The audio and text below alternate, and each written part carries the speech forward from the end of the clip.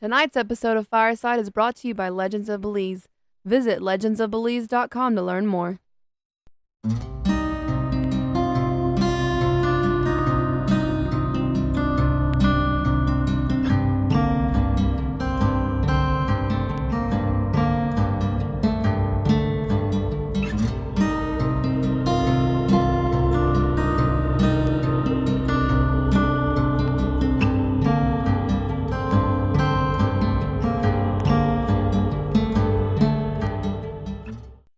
Hello, everybody. You're listening to Fireside Paranormal Podcast. My name is Jordan Cline, and as always, I have a fun show planned out for you today.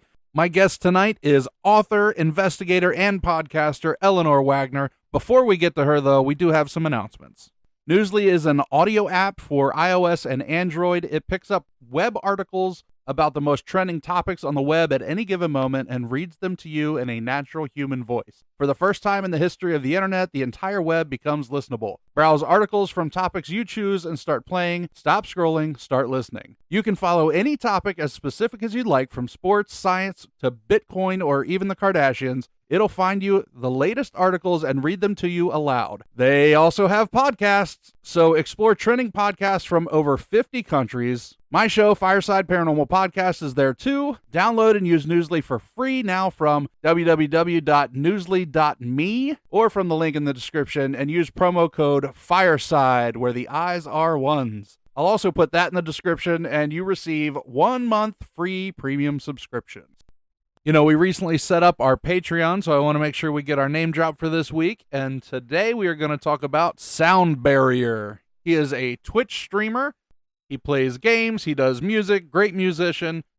If you're on Twitch, make sure you check him out. And if you're part of the Discord, make sure you say hi. Don't miss your chance to join the Patreon. We'd love to have you there. We have several tiers lined up. The $1 tier gets you a name drop and access to the Discord. It also gets you a bonus audio. The $3 tier is a name drop, a 1-inch sticker, 2 bonus audio, and of course the Discord. The $5 tier, name drop, 3-inch sticker, access to the Discord, and all bonus audio. We do have our $20 tier. It's called Join Me by the Fire. We do a drawing at the end of the month, and the winner gets to come on the show with me. So I'd love to have you. Love your support for the show. Got some things I'm trying to save up for, so I would appreciate y'all's support. Go to patreon.com/Fireside Paranormal. I don't know if you caught it at the beginning of the episode, but we do have a sponsor for the show. I want to play their ad now. It is Legends of Belize. Legends of Belize is a series about mythical creatures that dwell in the jungles and waters of Belize. The Belizean legends are captured, documented, and preserved like never before in a comprehensive art series and books with fully colored and detailed images of fine art by artists, authors, and award-winning animators Dismas and Grissi G. Discover the supernatural creatures that await deep in the jungles, such as the mysterious dwarf called Tata Duende with backwards feet, known to rip the thumbs off of trespassers, or the beautiful shape-shifting woman known to locals as the Ishtabai, who seduces drunks to never be seen again. These creatures and many more can be found in the Legends of Belize books. Learn about the cryptozoological, paranormal, and unexplained creatures that haunt Belize. Be fascinated. Be terrified. Belize. Legend of Belize books are available in print and ebook. Buy your copy from your favorite online bookstore such as Amazon, KDP, Apple Books, and many more. Also be sure to visit legendsofbelize.com.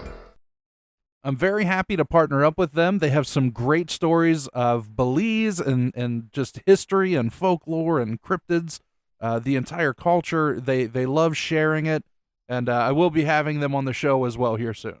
If you out there, if you're an author, business owner, paranormal investigation team, or just some really cool individual out there and you want to sponsor the show as well, give me an email, firesideparanormalpodcast@gmail.com, and we can talk about it. This week's featured story is coming in from Sarah. Oh, great. Okay. So my name is Sarah Forbes, and I live in Mount Pleasant, PA, which is close to Pittsburgh. Fun. Yeah. And so my story is my husband and I, whenever we were in college doing our undergrad, we did a paranormal group, and we would do ghost investigations like on campus. And one of our favorite places to investigate was an old campus building, and it used to be like a school, like a primary school. So they still had all of the classrooms in it, all of the lockers. It was, okay, here we go. It had all of the classrooms in it, all of the lockers. And it was like circa 1930, maybe, like pretty, seen some better days. And so we would do investigations, and we invited people from the town of Indiana to come and do the investigations with us. And we had this group of all women. They were wonderful. Like, they were all probably over, I want to say like in their 50s. And they were just having a blast. Great time. Had like recorders. And then, so we got the evidence at the end. And we were listening to the tapes. And clear as day, male voice, all female group, right? And this male voice goes, oh, well, hold on. I gotta back up. The ladies go, oh my gosh, my battery died in my camera. And you hear like the battery click off in her like digital camera. And the voice over top of hers goes, I know. And it was like clearly male, like so crazy. And obviously they didn't hear it, but going back over the tape, it was like, oh man, that was hella creepy. Awesome. But yeah. Thank you. Oh yeah. Thank you so much, Sarah. And if you want your story to be one of our featured stories, make sure you email me, firesideparanormalpodcast@gmail.com. You can type it out, you can record it, and we can get it on the show for you. All right, I want to get to my guests. Join me by the fire as we welcome Eleanor Wagner. She is an author, an investigator, and she's a podcaster. Eleanor, are you with us? I am. I'm right here. Great for being here. Thanks for having me. Well, welcome. I really do appreciate you coming on. Now, we were talking a little bit off the air, but I want you to share this stuff, for our listeners. Tell me about your books. Sure. I've been a writer all my life. Started in the 7th grade and haven't stopped. I was writing psychological thriller type things and ended up writing my first book, Wow. which is obviously fiction. And it's in kind of like the King Kuntz arena. Like if you like King and Kuntz, then you're going to like my book because it's one of those sit on the edge of your seat, I can't stop reading quick reads. Wow. I got a sidetracked while I was writing the second one with haunting books because I've always been into ghosts and hauntings. I've been sensitive since I was a kid. And every time I go to a different town, I go to the bookstore looking for the local haunt tales. And I thought, I know my town is haunted because I owned an antique shop that had a ghost in it. And I said, wow. I'm going to put it out on social media and see if anybody else wants to share their stories with me. And it kind of took off from that point on. So I had such a great response from the public on wanting to share their stories. And I started writing the True Account Haunting series from that point on. So I'm kind of like one of those authors that's kind of jack of all trades. I write about a little bit of everything. I even have a children's series coming out in December. So Goodness gracious. I just kind of have that knack for picking up on something I want to write, and I go with it. All right, so let me ask you, what is the first book, that psychological thriller? What is that called?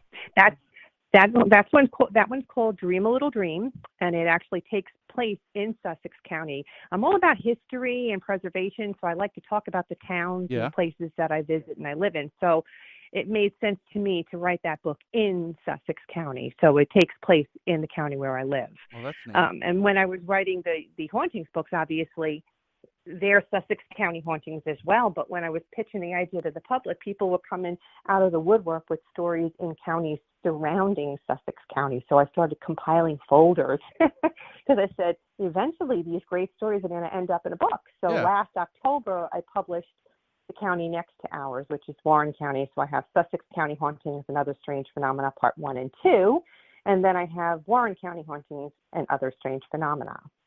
How about that? Are you going to come up with a second on that one too, or are you? I don't know. Right now, I'm actually working on Sussex County Hauntings 3, and I was toying with whether I was going to write Pike County or Passaic County or Morris County next, and I've decided I'm going to do Pike because I have a whole slew of stories for that particular county, and I do end up going to the Author and Readers Festival that they have every September, and I was invited to be there this year, and I thought, it'd be so great if I had the book for that county while I was at the festival. So it won't be this year, but that'll come out next year. Well, that's exciting. That's good foresight on your behalf too. I try. I mean, I try. the books are about history, right? I like to talk about the history of the town. I like to talk about the history of the location if I have information on it. Then I'll share people's stories about what hauntings took place while they were there. And if I get a chance to go into that location with my paranormal team, it's even better because then I can talk about what we unearthed while we were there. So I love to preserve that history, and I've gotten such a great response from the public about that. They're all responding with, "Oh my gosh, thank you so much for telling me about the history. It's just awesome," because people don't really hear about history anymore. I want to be able to preserve that when I can. It's about the landscape of the life and the souls that live there, and it seems to be working out pretty well. Now there must be a lot happening in Sussex County. It's pretty paranormally active for sure. I mean, for me to be working on Sussex 3, and right? People will come to me and they'll be like, "Well, how come you're not talking about the Vernon Inn?" Which I know is very haunted, and I know people always say it's haunted, but nobody's coming out and telling me stories. So I say I can't write about something if no one's going to tell me a story about it. And it's not that I don't like to talk about those infamous tales that are surrounding hauntings in different areas, because people do like to hear about the ones they've already heard about, but they also like to hear about the ones they don't know anything about. So for example, in the Warren County Hauntings book, there's this infamous rape murder that took place in the 1800s at Centenary University on the grounds there. And the whole story of the young girl, Tilly Smith, and how she was murdered and the wrong guy was convicted of her murder. It's a big deal. And so to be able to tell that story to the people and then say, well, her ghost still haunts the university, and this is what the people have told me, is a great story. So I've included the Tilly Smith story in that book, and I've included the Changewater murders, which is another one. And then I've included the Princess Doe story, which is a more recent story of a young girl's body that was found in a cemetery, and they don't know who she is or how she died. You could Google it and you'll find it on the internet. And she's buried there now because the people kind of embraced her memory and were saddened by this lost soul that they found, and they can't even send home to her family. So they buried her in the local cemetery and put this huge memorial up in her memory. Wow. And now with all this modern technology and the genealogy stuff that's going on, the DNA, they're reopening the case and thinking maybe they'll be able to figure out who she actually was, which would be kind of really cool. But I included that story in the book as well. And then, of course, a whole bunch of different haunting tales that nobody's ever heard of, people's residences and businesses. And you'll be like going into Alamucci Liquors and going, damn, I never knew that was haunted. And it's like, yeah, it's haunted. Right, and it doesn't have to be an old location either, because the property itself could be what's causing the action in the building. Yeah, that's 100% true. And stuff like antiques, they have attachments as well. So you can be in a building, and if it's loaded with antiques, it could be coming from that as well. So you just never know. And then you also have the whole story about you get your visitations from your deceased loved ones. That's a chapter in my book too, because let's face it, they're not ghostly visitations. They're visitations from our loved ones, and they're with us all the time. And people are always talking about how they've seen their deceased loved ones, or they've gotten signs or symbolism from them in one way, shape, or form. Yeah. And those are very poignant stories, and people like to talk about them. So when I added the other strange phenomena chapters to the book, it was really a good idea because it enabled me to bounce around in different topics. In the first book, I talk about Bigfoot and UFOs, which are not ghostly, but they are great stories. And then book 2, I talk about visits from deceased loved ones and when people are with their loved ones at their time of death. And in the Warren County book, I talk about near-death experiences. People are like, wow, that's cool. They've died and they came back and they're telling us what happened. And so in this next book, I'm going to be writing about reincarnation, and I'm going to be writing about other areas in New Jersey as well that had some great stories, and other areas around the country and other areas around the world, so that you kind of get a good ghost story from other places, so that people, let's just say somebody in Nebraska has this great story, which she did, and she wanted to tell me. I'm like, great, tell me it. If it's good and I like it, I'll put it in the book, and it'll be in that chapter. Now, here's a question for you. You think about Jersey, right? And, obviously if we're going into cryptids, it's the Jersey Devil, but you wrote about Bigfoot.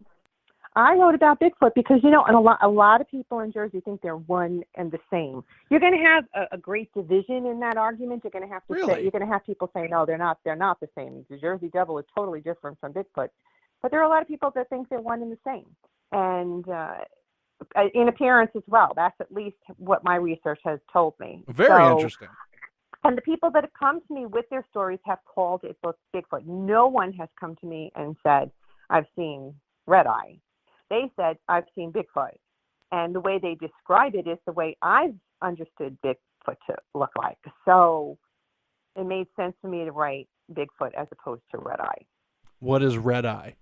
Red Eye is a Bigfoot-looking type of creature with red eyes, red piercing eyes, that you can actually supposedly see them in the dark from wherever they're standing or when they're looking at you. Yeah, that was a description they gave Mothman as well. Those red pierced glowing Yeah, eyes. but wasn't he a winged figure, though? Yeah, Didn't he have wings? Yeah. Now, have you, But as far as Jersey I'm Devil sorry. goes, have you had any experiences with that? I have not. And like I said, I'm waiting for people to come and tell me, oh, I have a tale to tell. But I do feel like the stories that come to me are the ones that I'm meant to write about. Yeah. It's not like it's not like I'm not openly receptive to it. I put it out on social media all the time. If you have something you want to tell me that you think is good, please do reach out to me and tell me it. And that's how I end up getting the stories. And if I got something that sounds really good and I start to write about it, then I'll actually go back on social media and say, hey, I'm writing about the New Jersey Devil right now. Does anybody have a story they want to share? And that's how I'll build upon that chapter. If somebody reaches out to me and the story is good, I'll add it to the chapter, and that's how I build up the story in those chapters. And I want it to be factual and truthful. I don't want to make anything up or embellish. So Absolutely. it has to be good to put in the book. I don't want to just talk about me hearing footsteps going down the hallway and bangs on the walls. It has to be something that's going to really oh my God, I could stick my teeth into that one. That's really good. Now, before we get too far into that, and I definitely want to hear some stories from you, the children's book you're writing, tell me about that. Yes. It's, I went to school to write for children. And so for many years before I had my children, I was sending out, back in the day, submissions to all these different magazines and getting rejection letter after rejection letter, which is very frustrating. Nowadays, it's a lot easier. And then you have self-publishing options. So I was with a traditional publisher at one point, and then I ended up breaking away and started to publish on my own because I'm like, why do I need the middleman? Let me do this on my own. And they had my children's book for 4 years, and we're still working on getting an illustrator, and they weren't doing anything with it. So I said, heck, I'm going to get an illustrator myself. So I put it out there on social media. I took in people who were sending their work as examples, for me to decide who it was I was going to give it to. And I did get an illustrator, and she's been working on the book, the first book actually. And like I said, it should be out by Christmas. It's called Janine Bean Meets Mavis the Camel. And it's about Janine Bean and her bunch of friends. She's a little precocious second grader, and all of her friends have their little personalities. And I will take each of those children into the books that I write about in a new storyline. So the first one is when she meets this Mavis the Camel with her friends. And I have 5 other books in the series. I just have to get the first one out so I could start working on the other ones. Oh, yeah. To get them out. So it's funny, there's no paranormal theme on that at all. Strictly just for the youngins. Not at all. That's right, just for second grade readers. That's right. How about that? A precocious little girl and her friends, normal lives, not paranormal. Now, where did you get the ideas for the characters? Well, I have 2 daughters, and the ideas came to me when they were growing up.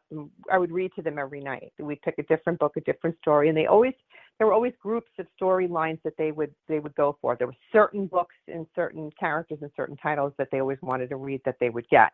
And so the idea sprung up. I decided she was going to be a combination of my 2 daughters and my niece in appearance. And, had somebody said you have to find something about her that makes her different, which I did. And then learning from just going to school and reading other books, you need to create each character, obviously different so that they are recognizable. And I did that with all of the characters. And I'm hoping that they're likable enough for the kids to be like my children were and say, I want to read a Janine Bean book. And I'm kind of building them up around nursery rhymes too. For example, in Janine Bean meets Mavis the camel. If you ever heard of the song Sally the camel has 5 humps, okay. Well, it's kind of along the same idea. Janine she lives in a city but's never really seen farm animals, and so when she goes with her mom to this farm one day for a play date with who she thinks is just going to be her one friend, she sees what she thinks is a camel with 5 humps, and in reality, it's a horse covered with a blanket with her 5 friends hiding underneath it. And every time she turns away, one of the humps is missing, and one of her friends pops up out of nowhere. Hi, Janine. They're all playing this prank on her, and she doesn't realize it until the very end that it's not a camel, it's actually a horse. But I built the storyline around that whole idea. That's cute. Yeah, it is cute. I got little ones. They'll like that. Yeah, and then I have another one that's going to be coming out after that. It's about it's going to be a Christmas story. So hopefully, the artists are they're like writers. You got to light the fire under their ass to get it going. But we can't go unless we have motivation. It's like we have to. If I have a black wall in front of me, or if I'm hitting a brick wall, there's nothing that's going to make me move unless I come up with another idea or another distraction. And the same thing with an artist. Kind of like they've got to have that mood to get it going. And I'm like, please go. I want to get this done. And of course, they're trying to live. It's a young girl. She's a sweetheart, and she's in school right now. So she's not. She just finished because of June being here. But, during the school year, they're trying to keep up with their schoolwork and their grades. And she's trying to be this artist in between. And I'm sure she has other projects and I don't know what they are. So, the whole time management thing comes into play. So she keeps on sending me the chapters as they're done. So I know she's continuing to work on it. And when I last spoke, she said, I'm hoping to get it done this summer. So I've got my fingers crossed for that. And when are you trying to release that?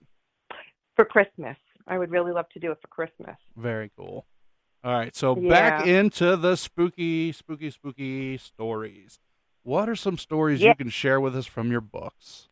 Well, in book 1, I talk about Deb Zielinski. She's now a part of my paranormal team. She's one of the gals that I just randomly interviewed for that first book. Her mom had saw my post, and her mom had said, this is right down your alley. You should tell her your stories because she's extremely sensitive.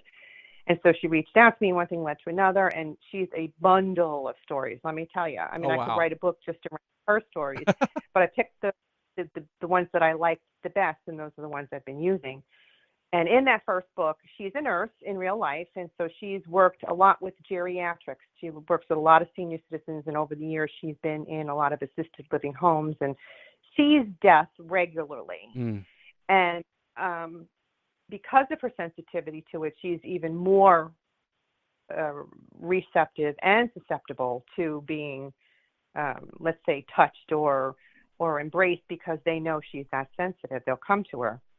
But in the first book, she talks about how she's seen death and that it's not uncommon to the staff in any medical facility around the world to say, this is a common practice. It happens usually 3 days or 2 weeks before, it's anywhere from 2 weeks to 3 days before a patient is on their way to die, that they start seeing visible signs. And some people have actually seen death prepare those people to die. Oh, wow. And she says she's not afraid of death. He's not a scary looking dude at all. He is very presentable, in fact. So she's not afraid of that one. But the evil side of death, and she says she really doesn't know how to explain what that is, but she says that it's definitely not somebody going somewhere good, because this thing that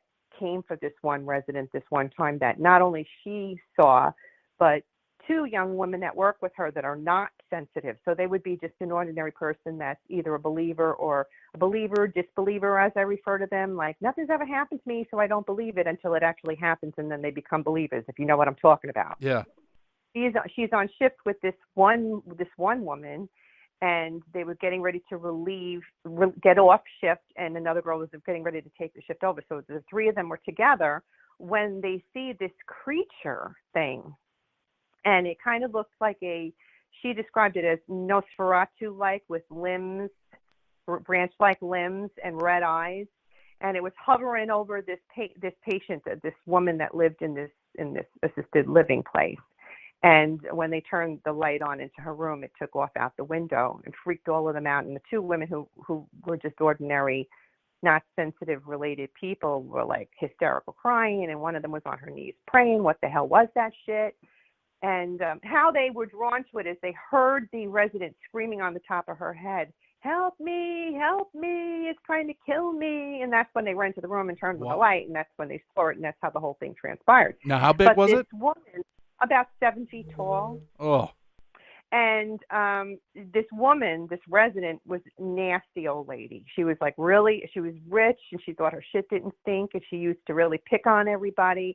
She was miserable in life, not a nice person. And so it didn't surprise them that something like this would be coming for her. And sure enough, and it's like within, I think it was 3 days, if I remember correctly, she was gone. She died. So, and Deb is convinced that she wasn't going to heaven, that she was going somewhere else. Yeah, it'd make you wonder if you saw this big thing like trying to suck her soul out. Ugh. Yeah.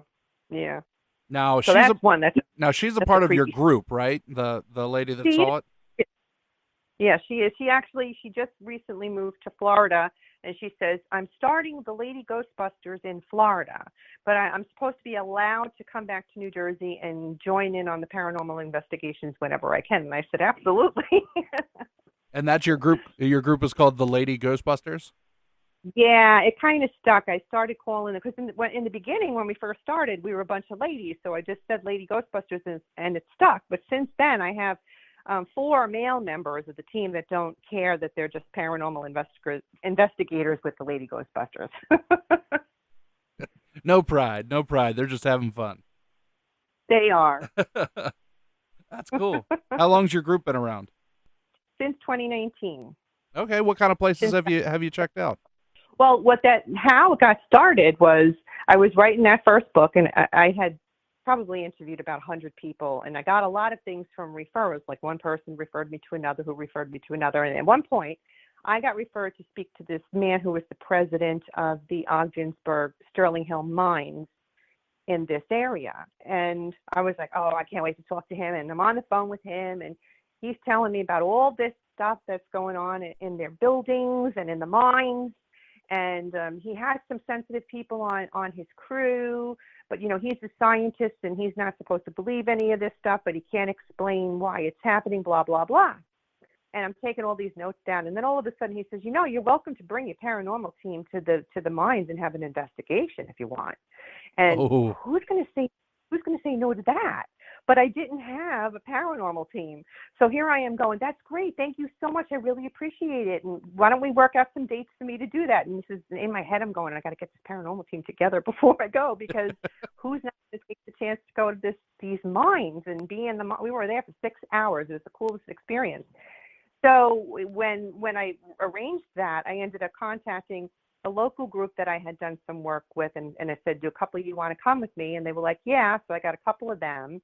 And then I reached out to some of the people that I had interviewed, because they're women just like I am who have had sensitivity forever and experiences and like this sort of thing and had always wanted to be a part of something. So I said, if you want to come, you're welcome to join us. I mean, I know you don't know me from Adam, but I'm local just like you are. If you want to come, you're welcome to come. And so from that group of women that I had spoken to, 3 of them took me up on my offer. So there were like 6 or 7 of us there all together that night. I planned it for my birthday, so we were there for my birthday. It was Good like timing. Happy birthday to me. Yeah. And we had some crazy stuff happen, and we were going too. So at one point there was this interactive mist that was happening, and the one woman on the team at the time, she must have triggered it, or she caught it first. And she's like, guys, so everybody came over with their cameras, and we start talking to this mist and actually get it to interact with us. And what happens after an investigation, everybody kind of sends me their notes. And if they catch anything on audio or video or on camera, a picture, they'll send it to me because they know I put it in a file. And if it's good enough, I end up putting it in my book and on my website after I write the chapter. And that particular night, we all caught this mist from different angles. So after the investigation, I ended up going through all the footage and picking the one that I thought was the best, that you could really see and hear and understand what was going on. And I sent it into Paranormal Caught on Camera. Yeah. And they liked it so much, they actually did a feature episode on us. Oh, really? With the mines and everything. That was really a cool experience. So did you get to go back down in the mine with them, or did they use the footage that you already got? They used the footage that I already did. They got history on the mines, and they did like a history piece on the mines, and then they used the footage that I had. And they interviewed me and asked me questions, and they interviewed the other woman who was at the other end of the camera, that sort of thing. That is really I would neat. like to get back. I'd like to get back in there, though. Since we went in there, though, it's kind of turned into a big, and I'm not to say that it's because of me that it's become a hot spot. I think it's always been a hot spot. Yeah. That people wanted to get into, but it just never happened. And since then, we were like one of the very first investigators to get in there before it became so commercialized, because now they have some sort of group from like a network somewhere that comes in, and around Halloween, starting I think maybe like at the end of September and into October, and maybe into a little bit of November, depending. They have a huge Halloween thing where people can buy tickets to go and actually investigate the mines.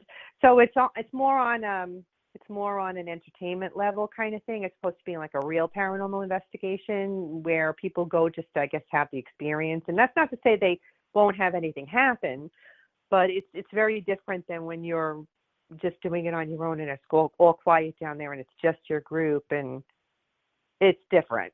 Oh yeah, hands down. The number of people definitely changes the atmosphere. You know, if you got a big group, you know, you're battling a lot of noises that you're going to be picking up. But if it's just a few of you, man, you know exactly what's going on. It's different. So I'd really like to get back in there. I mean, I'm still friendly with the people from there, still keep in touch with them, and they do carry my books in their gift shop over there. So I think that if I ever proposed the idea, could we come back in there again on your off season, I think that they would be openly receptive to allowing me to do that. Oh, I'm sure. So, you know, but it seems like something else always ends up turning up. Like I said to you, today was such a crazy ass day for me. I ended up in the next town over in New York, because the Historical Society had reached out to me, and we were trying to work together to get have a meeting together so that I could come over there with one of the other team members and walk through their buildings and see if I sensed anything going on, because they're receptive to me bringing the team in there for an investigation and possibly doing a fundraiser similar to what I just explained to you that they do at the mine. See, they do those things around Halloween with that group. Yeah. Because they're all on volunteer, and it's not it's a functioning museum now, but that's the only money that comes in to upkeep the buildings and everything that's going on there. So this is what happens to the historical societies too, and I'm not sure if it's like that around the country and around the world, but in this area, the historical societies are not owned by anybody. It's all volunteer. And any monies that come in are used to help maintain these beautiful old buildings. And so once they get them renovated and fixed up, they can turn them into museums, but you still need some sort of money coming in for the upkeep, obviously. So they have these fundraisers around the country so that they can bring extra funds in to keep the buildings in good condition. So she was talking to me about a similar one. She said, I really want to have a paranormal investigation just to see what's really going on here. And then we can do the fundraiser where the people in the community who want to come and be a part of one of these investigations can. And in turn, they would be raising money for the Historical Society and the buildings that they own. So that's really cool to do that. Now, you being sensitive, with the investigations, do you only do like the bigger locations like that? Do you do residential locations at Oh all? my goodness, yeah. Residential ones are just as cool as the bigger ones. I mean, it just I open myself to the historical societies because I'm really really all about historical preservation. I think it's so horrible when you have something that's really old and they tear it down to put up a mall Oh, or an hands down. apartment complex. Like some of these, one of my the saddest things in my lifetime is I grew up in Throgs Neck in the Bronx, and there used to be this old building that it was like a castle, and it housed elderly nuns and nuns. They called them the Poor Clares. I guess that was what their sect and their division was called. And a lot of the retired nuns went to live there, but they also had nuns that were, I guess, in seclusion for whatever reason. And as a kid, I used to stop there just to go and say hi to them. And so I used to just love to walk up to this enormous building and to go inside of it and then to see the cathedral they had in there. Just amazing. And when I heard that they tore this down to put an apartment complex, I Oh, almost died. I was like, how could they allow that to happen? And it happens all the time that these big, extraordinary, even small little buildings that are just historically important get just torn down, and then nobody gets to see them, appreciate them, and see what it was like. And when they can be preserved and they fill them up with things from that time, the students can come in and they can actually see, wow, this is what people lived with. That's what they took a bath in. Oh my God. They had to pee in that. It's like kids have no clue how easy life is for them today compared to what it was. And it's oh, because they're not exposed to it. So when I can work with a historical society to try and help them to grow their buildings, I'm all for it. But I'm always getting calls from people about their residences or their businesses saying, can you come? Look, I have this video. I took this and this is what's happening. Do you think it's paranormal? Blah, blah, blah. And it usually turns into an investigation, and then we go and we try and see if it's something that we can outrule or debunk, or if it is paranormal, we'll be able to tell them who and what it is. And if it is a spirit, we like to try and help that spirit move on. yeah. And if they don't want to move on, we try and get the spirit to be able to. Usually, you'll know if it's good or bad before you even get in there, because the person will tell me they're trying to push me down the stairs, or I always see them from the peripheral of my vision, or nothing bad's ever happened, but I know they're here, that kind of thing. So if it's good or bad before you're going in. And so the bottom line is to just acknowledge the spirit and let them know what's going on and why these people are there, and explain they can go into the light. If they go into the light, they can come back and visit anytime they want to, but if they don't, they're stuck. And if they don't want to go into the light, to bring a happy household to the people that are living there with the spirits. So the best way to do that is for them to acknowledge the spirit and let them know that they are loving their home just as much as they did and trying to make it just as beautiful as they did when they were alive. Now, you said that you had an antique shop as well, right? I did. Now, Mm-hmm. and I know you also said that antiques could It be was haunted, right? So I'm Yeah, but connecting, that you had a haunted antique shop, right? yeah, but my haunted antique shop wasn't haunted because of the antiques. It was definitely a resident in the home. And the story behind that is when I was in that building, there was a couple it was a 3-story building. So the ground floor of it was the storefront. The second floor was an apartment, and the third floor was an apartment. But at the time, the third floor was totally not renovated, Uh-huh. and it was under construction. So the only apartment that was rented was in the second floor.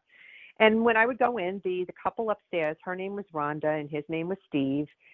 They'd come down just to say hi and hang out. She'd come down, we'd have tea and chit chat. And one day she comes in and she says to me, I've been meaning to talk to you about something. I said, sure, what's up? She said, do you have anything strange going on in your shop?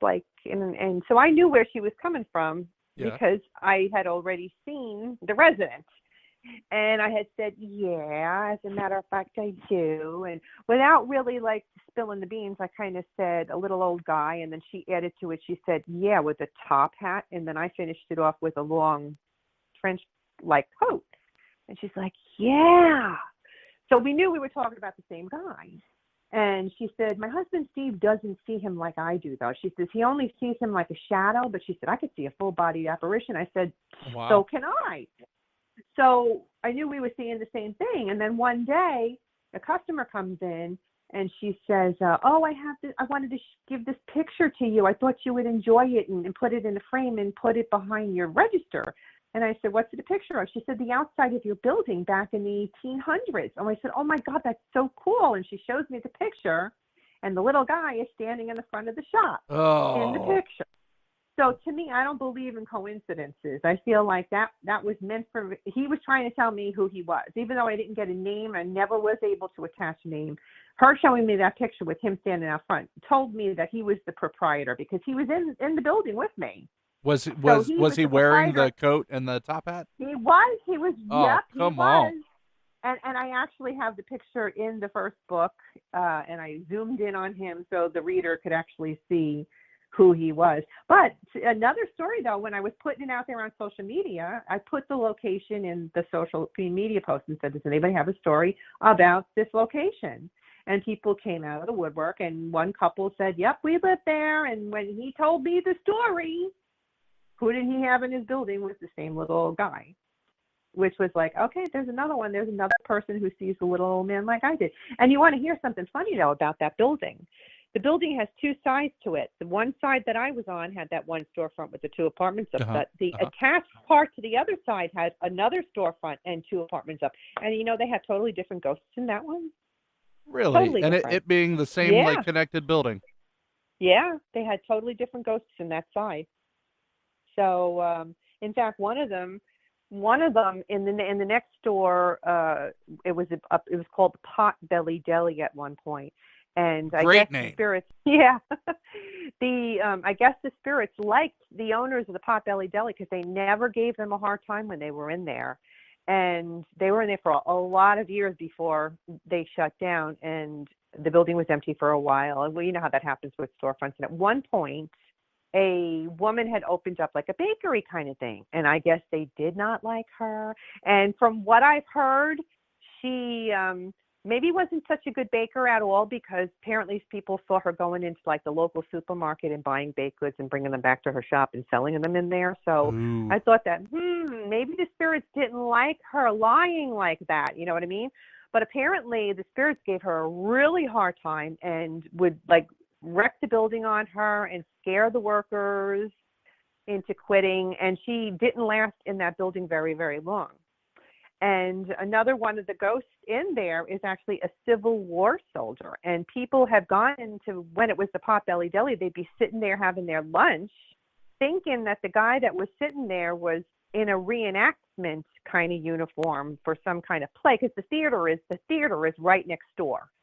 So it wouldn't have been out of the ordinary for somebody to see like one of the actors sitting there or thinking it was for a reenactment or something. Yeah. They thought that he was there for a reenactment and he was actually a ghost. How about that? Yeah, that's pretty cool. So clear that they thought he was just an actor. Yeah. That reminds me, we had somebody on long ago. This was another show that I had hosted that did tours through Gettysburg. And they said there was one guy that came up and said, had a great time, got to sit back. Me and my family watched the entire reenactment that they did today. It was so fun. Oh. And the person, was like, okay, thanks, and walked out. And they were like, wait a second, there were no reenactments scheduled today. Oh, wow, that's great. Not too long ago, I did a presentation at the local college. And sometimes when somebody asks me to do a presentation, they'll ask for like a specific topic in the paranormal field. And in this particular instance, he said, could you talk about Civil War ghosts? So I said, well, I don't know how many I've got. Is it okay if whatever I have we talk about? And then if I add some other ghosts that are in that same building, would that be okay? He's like, oh, yeah, I'm sure everybody will love it. And it turned out to be really good. But I told him that story about the Civil War ghost in the Potbelly Deli. And then there was another one and it's a vape shop now, but over the years it's been restaurants and Yeah. many different restaurants. And there was I think a deli at one point. And when the customers would come in, regular customers would frequent there, and sometimes some of the regular customers were sensitive, and they would see the same spirits when they would come in. And one day, I don't know if it was the owner, Christine, or her sister, that was working there as a waitress, and said to the one guy who was a regular coming in for his coffee or everything, I see you when you come in the door and you stop and you're talking. Who the heck are you talking to? I see there's nobody around you. And he goes, oh, I'm sorry. I didn't think I was that obvious. I'm sensitive to spirit. And there's a Civil War soldier who's guarding your door when I come in the morning. And I greet him every morning when I come in. Oh, gosh. I thought that was kind of cool. That's crazy. Yeah. That's crazy. I wish I could see them more often. It's only been a handful that I've actually seen in my lifetime. Some of my friends that I work with now, they see them all the time. They can go in and they can actually see and hear and speak with me. I call it my foofy feeling. Like, I can go into a building and I can tell if there's something in there, and I can tell if it's good or if it's bad.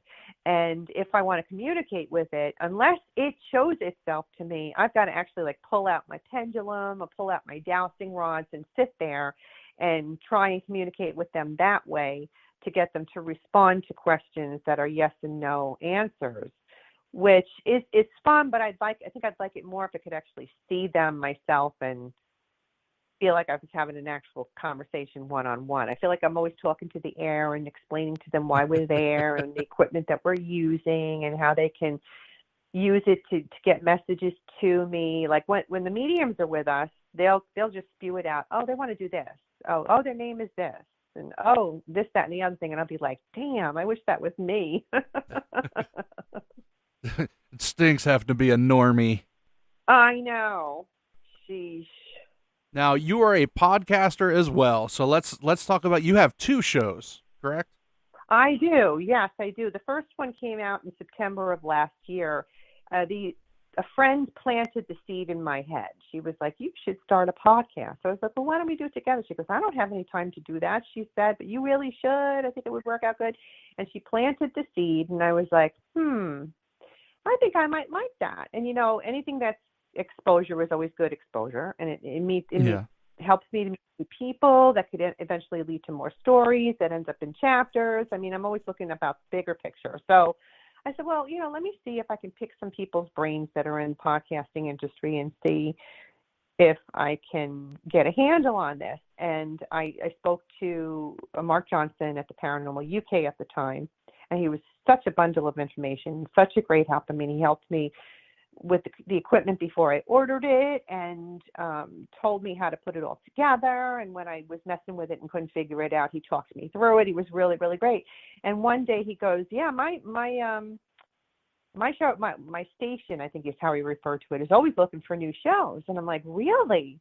I said, so who do I pitch my idea to? And he's like, me, I own 50% of the company. So it's like, oh, okay. So I said, well, this is what I want to do. And he was like, sounds good. I like it. Let's go with it. So he's the one who actually opened up that door for me. So Eleanor Wagner's Strange and Scary World is out of the Paranormal UK radio network, but you can get it wherever you get your podcasts.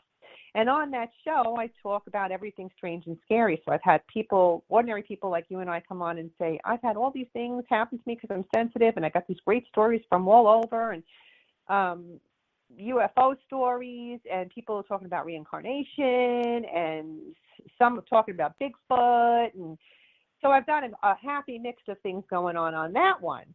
And then one day, Adam Barber from Coast to Coast reached out to me, and he says, have you ever thought about doing a live show? And I was like, oh, I mean, I was already like doing bi-weekly with the Paranormal UK show and trying to get the swing of things. And I'm thinking, no, I never really thought about a live show. And he's like, well, you really should. And so he planted that damn seed, and it got me going. And I was like, I think I'm going to do this live show. So I took that on, and I alternate weeks. Like this week will be Paranormal UK, and next week will be the live show. And it seems to be working out okay. it's so great to have those pre-recorded shows because you don't have to worry so much, but the editing takes so friggin' long. 6 hours it takes me to do an episode because I'm anal about it being perfect to me. So. And the live show, it just is what it is. And the live show is what it is. So if you screw up, and there's nothing you can do about it. And you just kind of like have to chalk it off and sweep it under the rug and go, okay, next week it'll be better. But regardless of it, the people that I've had on, even if there's a mess up with the technical stuff or whatever, these people are so interesting. Their stories are so interesting and they're so fun to talk to that I think you can overlook any of the stuff that goes amiss that wouldn't normally happen that you could take out of your pre-recorded show. So yeah, I did a live show for many years. The second show, the second show with the Coast to Coast Entertainment Network is called Eleanor Wagner's Creepin' It Real. Creepin' It Real? Yeah, Creepin' It Real. That's fun. And when is that live?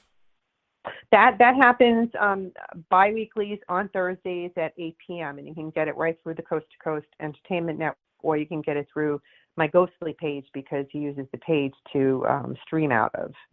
So all the members on the Ghostly page can watch it from there too. And what kind of what do you talk about with it? Sorry. I know with the one is a live show, Creeping It Real.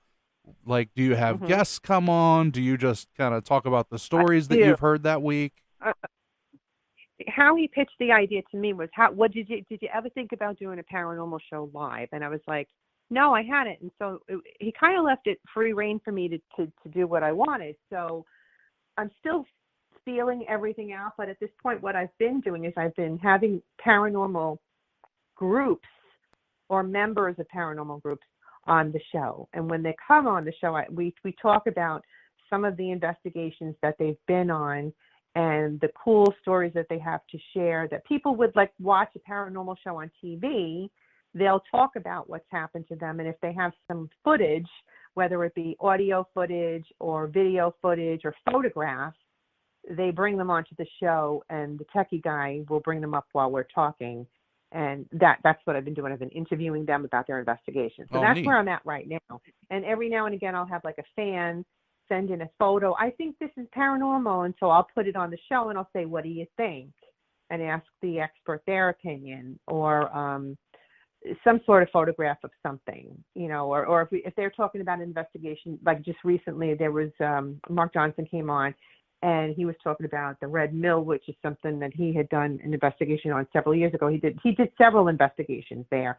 And one of my readers had sent a picture in because she likes to do her own little ghost hunting investigations. And she had a great picture of a figure in the window. And I said, I got to show him this. So I brought it on the show so that he could see what he thought of it. Now, how long is your show? They usually last about an hour. Sometimes they go a little longer, an hour and a half. If you're on a topic and it's got a lot of footage that you're covering, I don't want to go over an hour and a half because I don't want to be drawn out either. So I like to stop it at an hour, but sometimes you can't. Sometimes it just doesn't work out that way because you don't want to cut off something that you've already told the listeners you're going to bring onto the show, and you want to make sure that you do it. So I do try to keep it at an hour and no more than an hour and a half. Yeah. Which I get. That's about as long as people's attention spans can last. Nowadays. True. Now, if people want to get a hold of you, what is the best way to reach out for you? The best way is you can go directly onto my website, which is author.eleanorwagner.com. If you want to send me an email, you can send it to author.eleanorwagner@gmail.com. So it's the same, author.eleanorwagner.com or author.eleanorwagner@gmail. Now, when you go to my website, you'll get to see I have galleries in there for each of the books, and it's broken down to each of the investigations too. So people who are interested in maybe finding what the books are about, they could go there. But people who've read the books already can go there and actually see the footage that I talk about in the books. Because the books do have pictures, but obviously those are limited. So if you go to the website, you'll see those pictures in color and then some, and then you'll get to see and listen and watch about all the things that I've talked about in the books. And I've got them broken down. And then other shows that I've been on and other videos and the paranormal caught on camera footage is on there. All of that is on my website in different categories, and the books are available through there as well. And you're on all the social media platforms as well, right? I am. I'm Lady Ghostbuster Eleanor on TikTok, which is the latest thing I guess people are really getting into. I do a lot of stuff on TikTok. I'm on Instagram as author Eleanor Wagner. I'm on Tumblr. I'm on Twitter. I'm on LinkedIn, Facebook. Yeah, I'm on all of them. To keep up with all of them, I do, but I'm on all of them. So buy the books and then go to the website and then get on that TikTok, and you're going to see all kinds of sides of Miss Eleanor Wagner. Yeah. Yeah, and if you want to be a co-host with me on my show, go to my Patreon page. You can find out how to do that by going onto the Patreon page. And do you want to give your link for Patreon? It's author Eleanor Wagner. Go check out her Patreon. Go get you some stuff. Link in. All right, Eleanor, I thank you so much for coming on the show this week. I want to keep in contact as you have new books, because it sounds like you're constantly going a flow of haunted information into these books. I am.